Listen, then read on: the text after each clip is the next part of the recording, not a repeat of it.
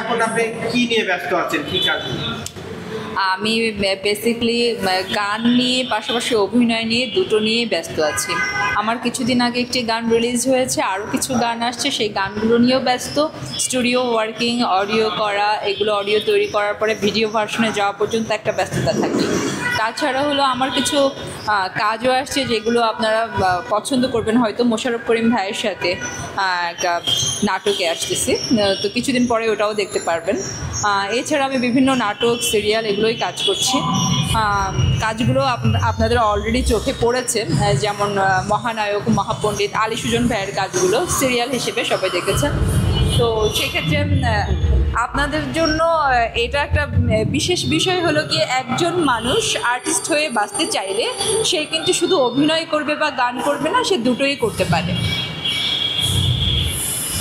প্রথমে আপনার নাম জিজ্ঞেস করা ছিল, নাম তো জিজ্ঞেস করা হয়নি, একটু চুক্তি করে কোন দিয়ে বিরক্তি করে, একটু কোন দিয়ে বিরক্তি করে। না নামটা আগে দরকার, নাম না হলে সমস্যা।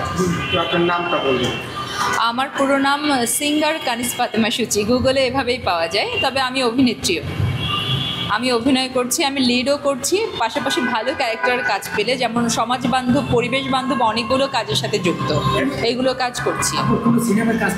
হ্যাঁ, সিনেমায় কাজ করেছিলাম, সেটা 2017-18। সেটা হলো ফাগুন হাওয়াই সিনেমায়, তৌকির আহমেদ ভাইয়ের। ওখানে ছিলাম একজন বীরঙ্গনা হিসেবে, কমরেড হাসানের সাথে আমি কো-আর্টিস্ট ছিলাম।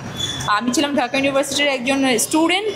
আমরা হলাম গিয়ে একটা লেটো দলে কাজ করতাম, মানে সাংস্কৃতিক একটি মঞ্চে কাজ করতাম। সেই মঞ্চের থেকে আমাদের সাথে সকলের সাথে একটা পরিচিতি হয়, এবং ভাষা আন্দোলনে আমরা একসময় লিড পার্টের কাজ করি। যেমন আমরা ভাষা আন্দোলনে যে নেতৃত্ব দেওয়ার কাজটা করেছি, পাশাপাশি গান লিডিংয়ের যে কাজগুলো সেটা করেছি। এখানে আমাদের বাংলাদেশের আর্টিস্ট, সব স্বনামধন্য আর্টিস্ট, যেমন তিশা আপা এবং সিয়াম ভাই ছিলেন, পাশাপাশি ওপার বাংলার এয়াসপাল চোপড়া উনিও ছিলেন, আরও অনেকেই ছিলেন গণ্যমান্য, ফজলুর রহমান বাবু ভাই ছিলেন। তো এই কাজটা আমার ফার্স্ট ওয়ার্ক, আমার লাইফে মিডিয়ায় ফার্স্ট ওয়ার্ক ছিল এটা। আপনি বলছিলেন আপনি গাওয়া গান যদি আমাদের 2 লাইন শোনাতে চান।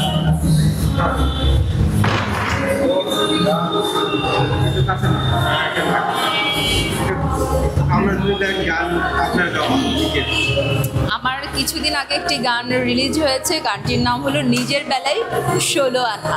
গানটা হলো ইলোভা মিউজিকে দেওয়া আছে। তো ওই গানটা আমি জাস্ট চেষ্টা করছি আপনাদের সামনে গাওয়ার, জাস্ট 2 লাইন গাবো।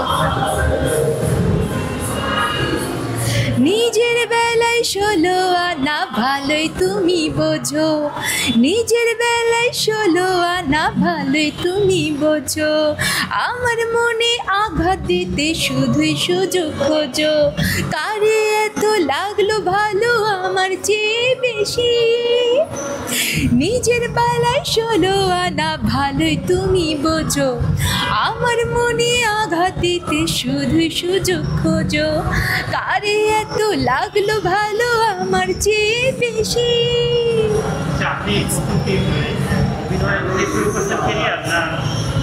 আমি গান, অভিনয়, নাচ তিনটি দিয়েই শুরু করেছি। আমি কবিতা আবৃত্তিও করি, আবৃত্তিকার করি, আমি লেখালেখিও করি। আমার ফেসবুকে গেলে আপনারা পাবেন, আমার লেখা পাবেন। আমার শুরুটা হলো একটা সাংস্কৃতিক সংগঠনের সাথে, সেটা হলো বাংলাদেশ উদীচী শিল্পী গোষ্ঠী যশোর বোর্ড থেকে। তারপরে হলো গিয়ে ঢাকা মহানগর, আমি হাজারীবাগ শাখার সম্পাদকও ছিলাম ঢাকা মহানগর। পরে ঢাকা মহানগরের সঙ্গীত বিষয়ক একজন সম্পাদক হিসেবে কাজ করেছি। প্রথমে সঙ্গীত নিয়েই শুরু করি। আর্টিস্ট হতে গেলে আমি জানি যে একটা মানুষের সারাউন্ডিং সবই জানতে হবে। আর্ট সম্পর্কে সম্পূর্ণ ধারণা না থাকলে একজন আর্টিস্ট হওয়া যায় না। আর্টিস্ট মানে শুধু অভিনেত্রী বা একজন সিঙ্গার বা একজন ডান্স আর্টিস্ট নয়, টোটালটা জানতে পারলে একজন আর্টিস্ট হতে পারি। তো আমার চিন্তায় ছিল আমি একজন আর্টিস্ট হতে চাই, আর্টিস্ট হব। গণ্যমান্য হওয়ার থেকেও বড় বিষয় আমার ভিতরে শিল্প সত্তাটা থাকবে। হ্যাঁ, আমার পারিবারিক সাপোর্ট মাশাল্লাহ, আমি বলে বুঝিয়ে আপনাদেরকে এইভাবে বোঝাতে পারবো না যে আমার বাবা মা আমাকে কতটা সাপোর্ট করেন। আমার আব্বু নিজেও গান পছন্দ করেন, উনি মিউজিক পছন্দ করেন, উনি লেখালেখি করেন, উনি গানে সুর করেন, উনি মাশাল্লাহ অনেক কিছু পছন্দ করেন যেগুলো হলো জেনেটিকলি আমি পেয়েছি। যেমন আমার বাবাও একজন নাকি তখনকার সময় মঞ্চের একজন শিল্পী ছিলেন, তো উনি নাকি আমি বাবা মা দুজনের সাপোর্ট সমান পাই, আমি একদম কম পাই এটা বলতে পারবো না, যে কোনো একজনের বেলা এটা বলতে পারবো না। হ্যাঁ, আমি এখনো পর্যন্ত যেহেতু আমি একজন সাংগঠনিক মেয়ে, আমার ভেতরে খারাপ কোনো কিছু আসলে আমি সেটাকে খারাপভাবে কখনো নিজের ভেতর নেইনি, মানে ওটাকে বাসা বাঁধিনি ভেতরে।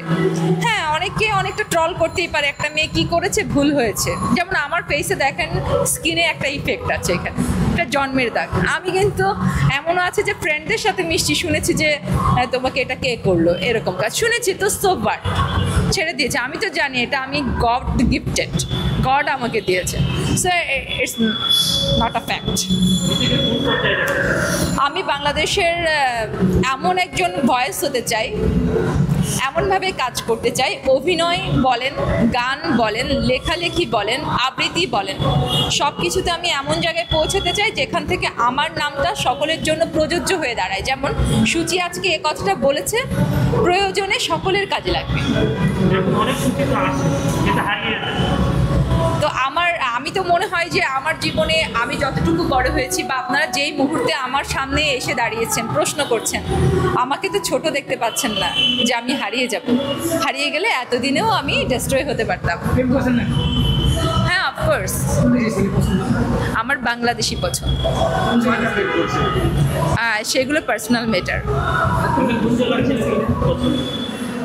এই ধরনের প্রশ্ন কিন্তু আমি করেই প্রেমে পড়েছিলাম, সো এই কথাটা আমি বলতে চাচ্ছি না। একজনের কমেন্টস আমি বলেছিলাম যে সে কমেন্টস করতো এবং পোস্ট করতো, পোস্টটা এরকম যে বরিশালের মেয়েরা এরকম, তাই ওরা এইভাবে প্রেম করে, ঢাকার মেয়েরা এই টাইপস, তাই ওদের গঠনশৈলীতে ওটা আছে। প্রতিদিন পোস্ট আসতো, তো আমি একদিন তার পোস্ট বারবার দেখতে দেখতে একসময় বলে ফেলি যে মেয়েটা জন্মগ্রহণ করেছে যশোরে, তারপরে যে মেয়েটা যশোরে জন্মগ্রহণ করে চিটং চলে গেছে, চিটংয়ে এসএসসি দিয়েছে, চিটংয়ে এসএসসি দিয়ে যে মেয়েটা আবার ঢাকায় এসে ইন্টার পড়ছে, এখন সে continuously Dhaka to Bangladesh totally ঘুরঘুর করে, সেই মেয়েটারে তাহলে কি বলবেন? তখন সে বলে যে আমার প্রেমিক হবে, আমার প্রেমিকা হবে, তো সেই ছেলেই পরে অফার করে আমাকে, তো তারপরে কিন্তু প্রেম হয়। তো আমি চাচ্ছি না যে সেই কথাটা না বলে সেও মিডিয়া পার্সন। আমি কখনো কেউকে জব্দ করে কোনো কিছু করতে চাই না। শিল্পী শিল্পী, তার স্বাধীন সত্তা আছে, তার দুটো ডানা আছে, ওপেন হার্ট আছে, তার হার্টটা পাজল হার্ট হোক, সে উড়ে বেড়াক, সে ভালো থাকুক। আমি চাই না কেউকে আটকে ধরতে। নো প্রবলেম, ভালো তো বাসি। Thank you so much.